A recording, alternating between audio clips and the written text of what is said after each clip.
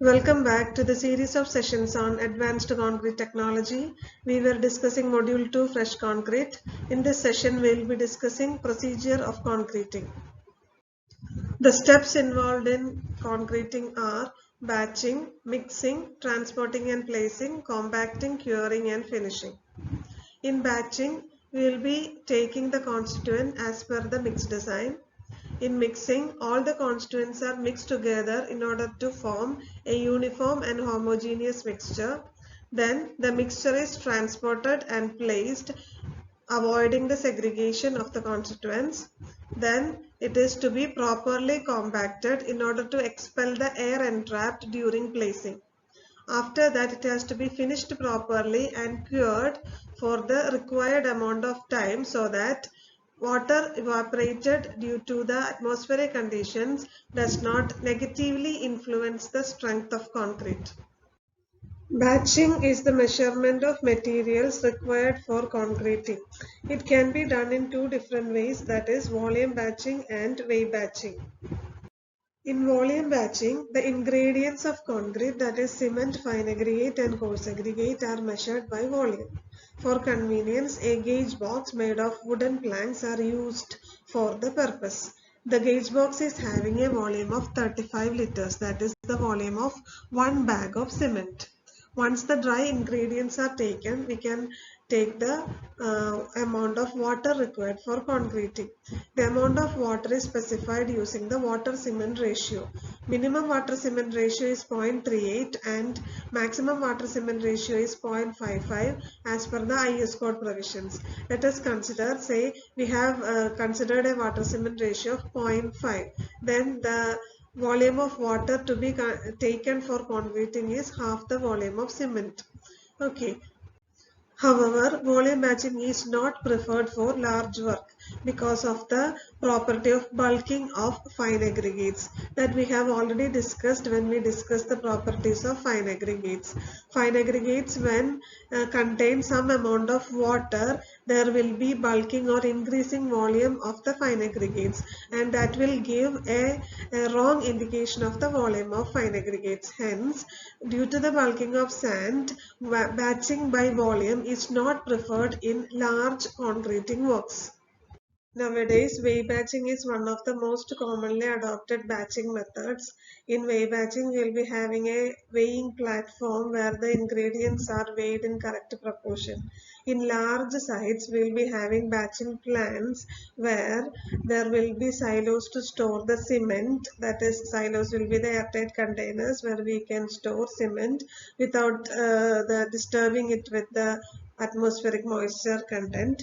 Then we will be having separate heaps of aggregates and hoppers to carry the aggregates to the mixing area. Then water will be stored in separate water tanks, as well as there will be provisions for providing admixtures. Once the ingredients are taken as per the mix proportions using suitable batching method, we can move on to mixing the ingredients. When the concreting work is very small, we can think about using hand mixing, and when we have to mix large quantities of concrete, we can move to the machine mixing procedures. However, the main aim of mixing is to produce a uniform and homogeneous concrete mixture. In hand mixing, required quantity of coarse aggregate is taken and spread on an impervious platform. Then, the required quantity of fine aggregate is taken and spread over the coarse aggregate and mixed thoroughly.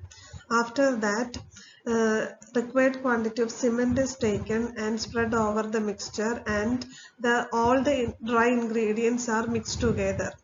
Once uniform texture is obtained, the required quantity of water is gradually added and it is mixed thoroughly using a shovel.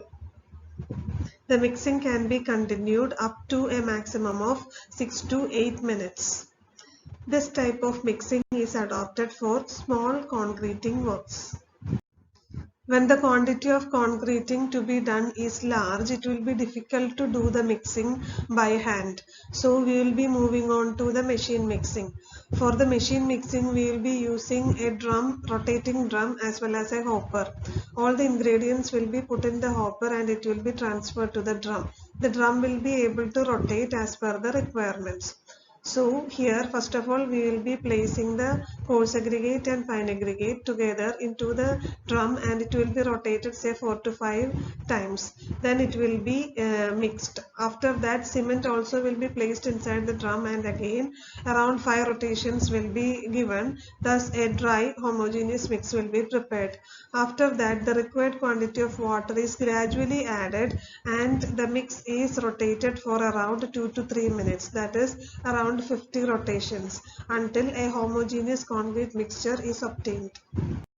After batching and mixing, the concrete mix has to be transported to the required location.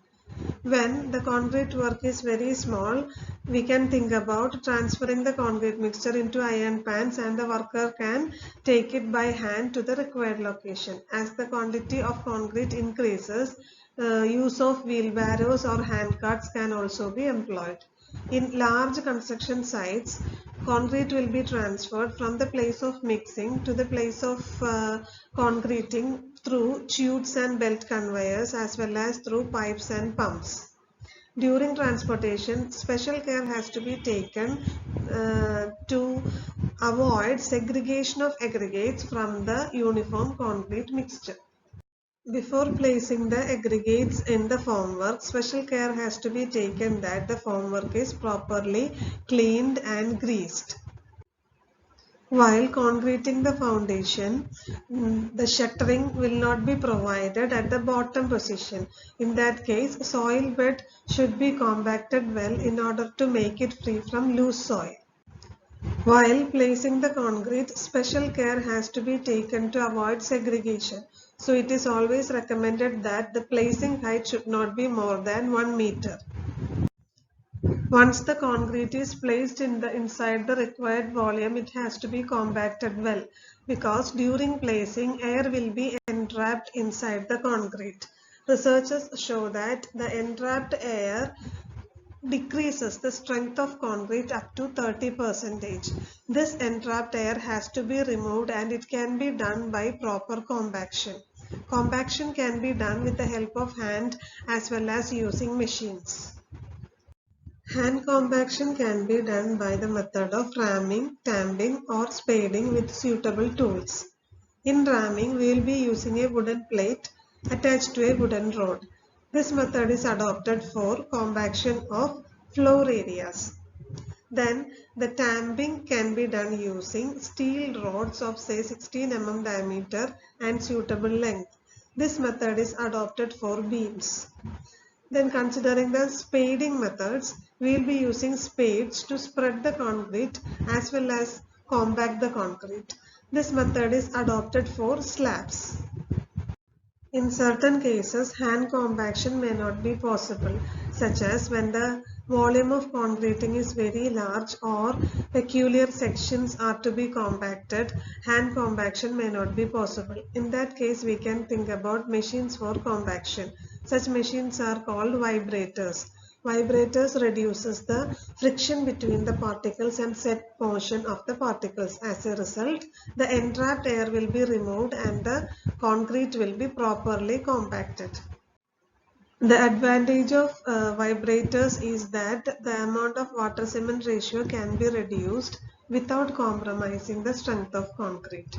But vibration has to be stopped as soon as the cement paste is seen on the surface of concrete. Over vibration may cause segregation of concrete. There are different types of vibrators available. One of the most commonly used vibrator is needle vibrators. It consists of a needle and a surrounding cylinder-like structure. This needle will be connected to a motor. Once the motor is switched on, this needle starts vibrating and the vibration is transferred to the covering. Once this needle is inserted into the concreting, the vibration will be transferred from the needle to the surrounding concrete. This is commonly adopted for vibrations in beam-like structures. Then we can use surface vibrators or foam vibrators also.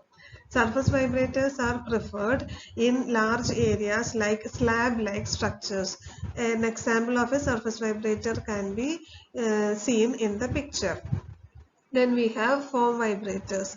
Foam vibrators are adopted when it is difficult to use needle vibrators or surface vibrators. It is adopted when the structure is very deep and the needle cannot be inserted to such deeper sections such as columns as shown in the picture. In that case, the vibrators will be attached to the shuttering and will be vibrated. So, slight vibrations will be transferred from the vibrators through the shuttering to the inside concrete and proper compaction will be ensured. Then the fourth method of vibration is using vibrating tables. Vibrating tables are widely used in precast units. There the precast units while casting will be placed over the vibrating table and the concrete will be filled in layers and the vibration will be applied. It will be ensuring proper compaction of concrete in the compaction tables. In this session, we were discussing procedure of concreting. We have discussed batching, mixing, transporting and placing, and compacting. Batching can be done by volume batching or wave batching. Mixing can be done by hand or by mixer machines. Then transporting and placing can be done by hand or using wheelbarrow or chutes and pipes and also pipes and pumps. Then compacting can be done by hand or using vibrators of different types. That's all for today. In the next session, we will be discussing different types of curing and finishing. Thank you.